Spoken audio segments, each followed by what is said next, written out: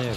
Bueno, señoras y señores, Lucho del Guá está con nosotros, un gran amigo de toda la vida y que... Hola, ¿cómo está Lucho? ¿Cómo te Chema, ¿cómo andamos? Luis del Guá es lingüista, es publicista, tiene muchísima experiencia con sistemas de comunicación, tiene una web que está reestructurando que nació como un recetario de comida para diabéticos, si no me equivoco, Lucho. Comenzó un poco como eso. Un poco como eso, sí. Pero después se ha ido ya desarrollando.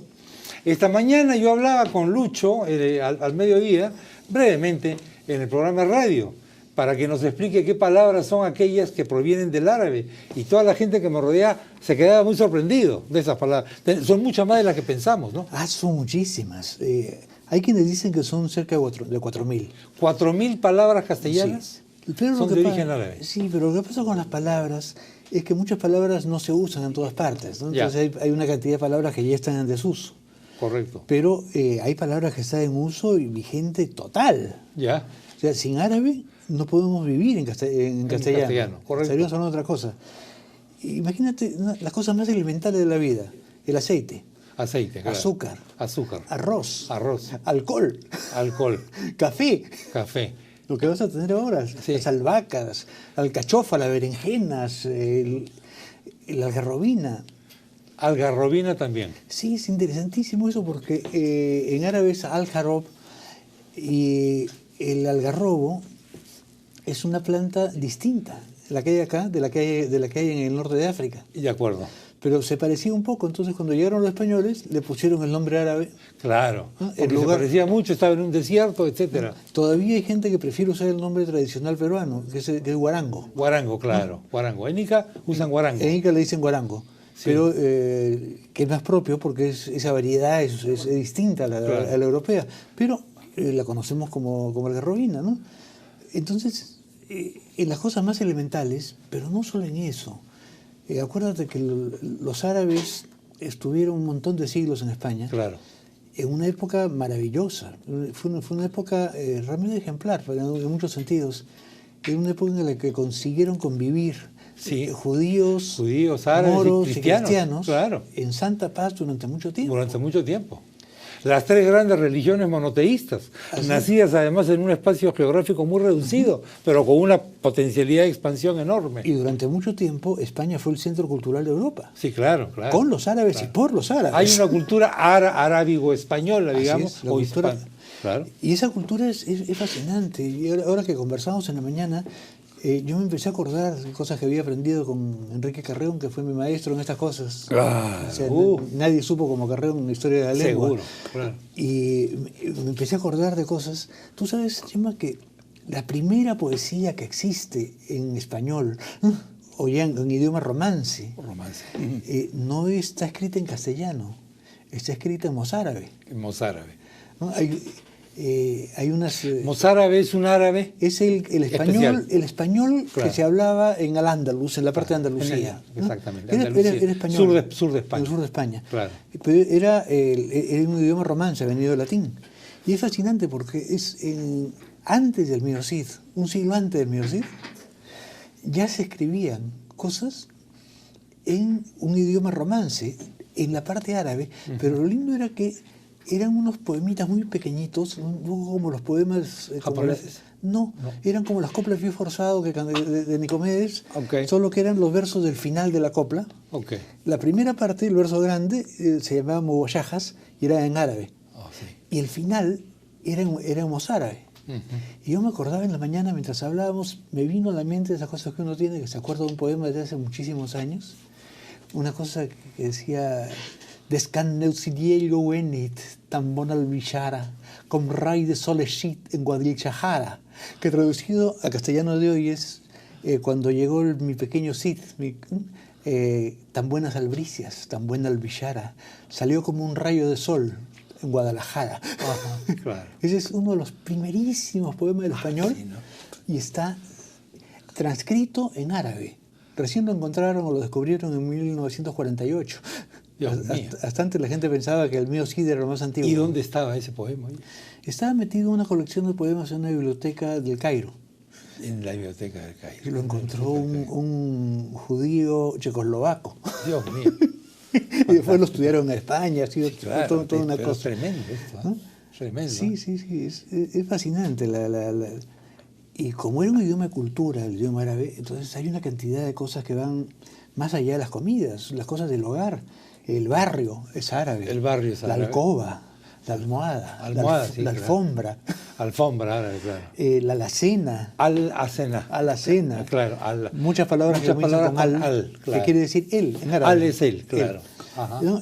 Pero otras que no son con al, el tabique. Claro. ¿No? Estás hablando de cosas domésticas, los baldes, las tazas, correcto. Las tarimas, correcto. ¿no? Los mandiles, los sofás, los divanes, claro. Todo eso son palabras árabes. Son palabras árabes. ¿No? Y sigues andando, el algodón naturalmente es árabe. Claro. Incluso palabras que uno piensa que son peruanísimas. Sí. Dice un batán, lo que se usa para cocinar, claro. ¿Qué cosa es peruana? Batán es árabe. Es árabe. Claro. ¿No? Y pasan cosas bien raras con las palabras. Hay palabras árabes que han cambiado de significado en el Perú. Nosotros le decimos a tarjea, a los depósitos donde se purifica el agua, como la tarjea que está más allá del Rímac. Atarjea es una palabra árabe, pero lo que quiere decir en el resto del mundo hispano es la construcción de ladrillos que rodea las tuberías de agua. Correcto. Quiere decir una cosa distinta. Acá tiene un significado especial. Y de eso resulta que hay peruanismos que son directamente de origen árabe y que son distintos en significado a la misma palabra en otros países del mundo hispano. Entonces pasan cosas bien raras con las palabras. Y nos dieron, claro, palabras de ciencia, ¿no? Ellos hacían ciencia, ellos inventaron el álgebra. El álgebra, claro. Álgebra fue árabe. Los guarismos son árabes. Claro. La palabra cifra es árabe. Sí. ¿No? El cenit, que está arriba, el nadir, que está abajo, ambos son árabes. O sea, todo el lenguaje de la astronomía está lleno de árabes, la constelación del Debarán es árabe, en fin.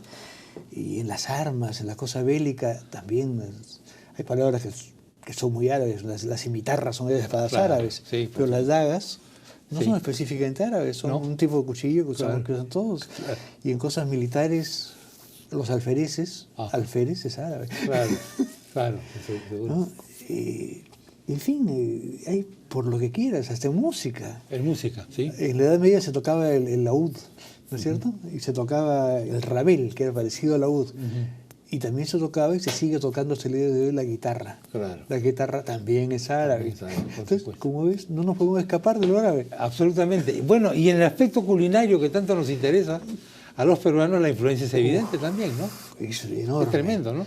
Es enorme. Y tengo más datos de los que te di en la mañana porque dale. Hablé con la persona que realmente sabe. Ábreme el apetito. La persona que realmente sabe de estas cosas es Susana Bedoya. Estuvo en la mañana en el programa de radio, claro. Sí.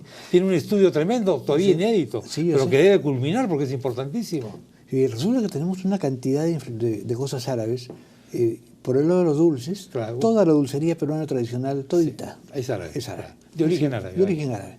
Claro. Comienza con los alfajores. Claro, esa palabra más árabe ya no puede ser. No puede ser. Y eso salió de Lawrence de Arabia, ha salido de la película. El turrón de Doña Pepa es un hijo de alfajor. Turrón, claro, evidentemente. Todos los alfajores en general. Sí. Pero también los picarones. Sí. Los buñuelos también son árabes, se siguen haciendo además.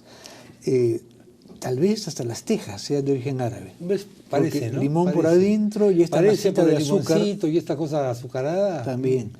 Pero no solo es la comida dulce. Sí. Los anticuchos son árabes, se siguen comiendo en todo el mundo árabe. Sí, son los shish kebab, se siguen comiendo. El escabeche. El escabeche es árabe hasta las orejas.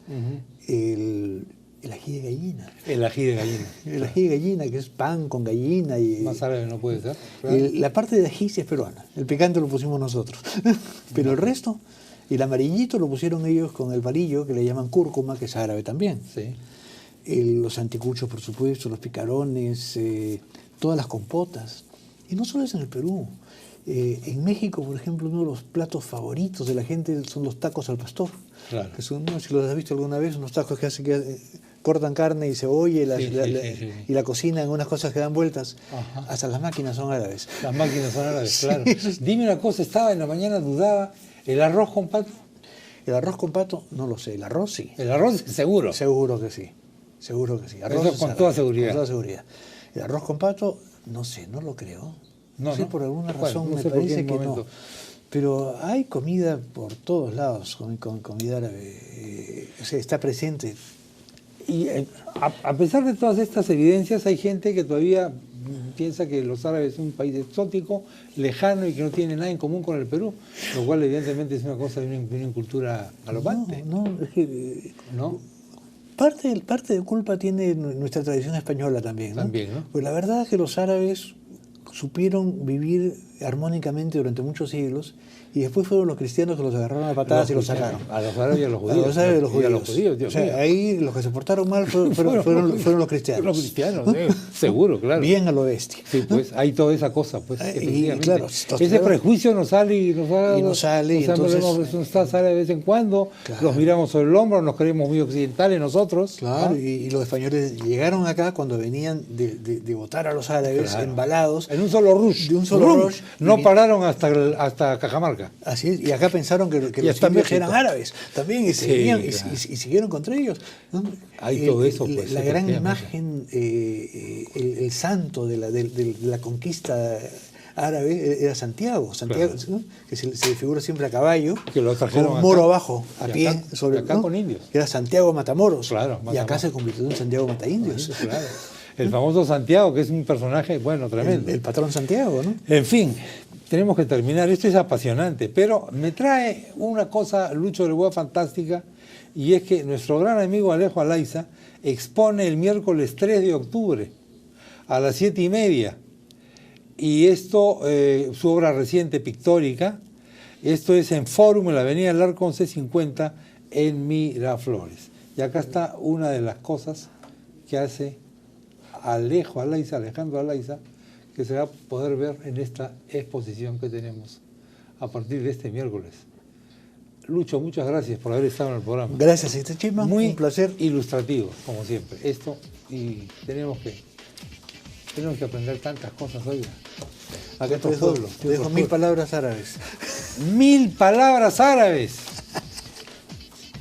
La A, la B, la C. Faltan en la P, no hay ninguna palabra árabe que comience con P. Yo me puse a ver la S, a ver si mi apellido es árabe también. No. Parece que no, pero de todas maneras, sí, uno nunca sabe. Muchas gracias, ¿eh? Eres muy amable.